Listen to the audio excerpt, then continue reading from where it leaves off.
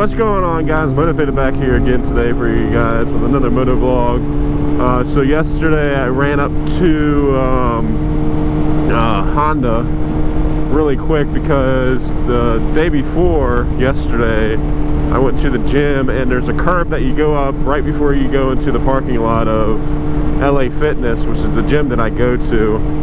And I've noticed it before, but I mean, I never really had anything to compare it to until after I rode my brother's 07 Gixxer 600. You guys probably seen that video. It's one of my other videos that I uploaded. If you haven't checked it out, go check it out. But his front suspension was like a lot smoother than mine, and mine's like really stiff. And I mean, this is my first sport bike that I've ever had or ridden, and I've ridden dirt bikes and shit, and I just thought that my CBR was just, the front suspension was supposed to be that stiff because it was the first sport bike I ever rode in and first one I've ever owned and everything. So I never really thought anything about it until after I rode my brother's Gixxer, and hitting that curb going into the LA Fitness parking lot the other day. When I hit it, I wasn't going fast at all, because when I go up curbs I usually go slow and try to hit them straight on and not at an angle or anything. And I did that, wasn't going fast at all, I was going actually pretty slow. And as soon as my front tire hit that curb, it like jumped up and did like a speed wobble type thing. And that kind of scared me. I mean, it didn't really scare me that much because I know I had the bike under control. I wasn't going too fast to where anything bad would have happened. Jeez, I just got pegged by a fucking bug. And so when I got home, I had my brother look at it, because he's a little bit more mechanically inclined when it comes to just vehicles in general. And so I had him look at it, and he's never really worked on forks before, but so he didn't really know what was wrong with it. So it was around like 6 o'clock when he looked at them, and then Honda is pretty much right down the street from me, not too far, probably like 5 minutes. And so they closed at 7, so I ran up there really quick before they closed and talked to what seemed like 5 people. They were all really cool, really chill, really helpful. And one guy, he races sport bikes all the time on like the tracks and everything, and he has a lot more experience than I think anybody. I don't know, at least he seemed like it. And he came out, looked at it, and he took it back to the garage and looked at it for maybe like 10-15 minutes to see if he could just tweak these little end caps or screws, or I don't know what you want to call them.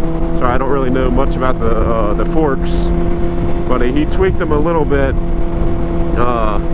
And he said nothing changed, so he recommended that I get them fixed as soon as possible. And he did say I can still ride with the forks like this, but to be careful not to go crazy, and just if I see a bump or anything, just swerve out of the way, which I've been doing since I've had the bike, and I've been riding it like this since I had it, keep in mind, so I'm used to it. And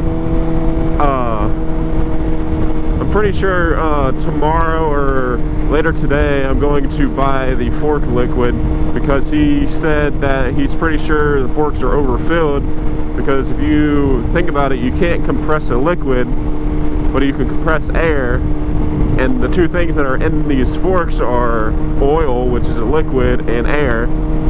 And if you can't compress a liquid, and if it's overflowed, then the forks aren't going to compress, and you're not going to get you the suspension that you need.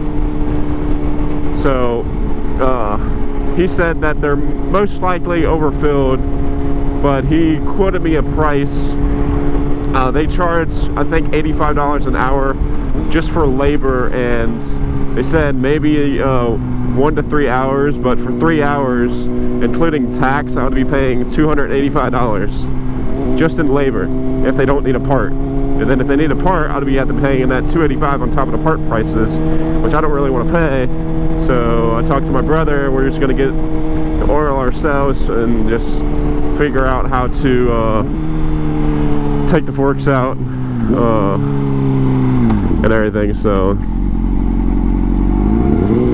hopefully all goes well when I try to do that, and let's just hope that it is the forks being overfilled, because that's the best case scenario. Worst case scenario is something being broke inside, but he said there's like a slim chance of there being something broke inside, because if there was, he said that I would feel it when I'm riding, and I told him I've been riding this bike for a year and a half, so he would say that there was something like noticeably wrong with the forks if there was something broke off inside.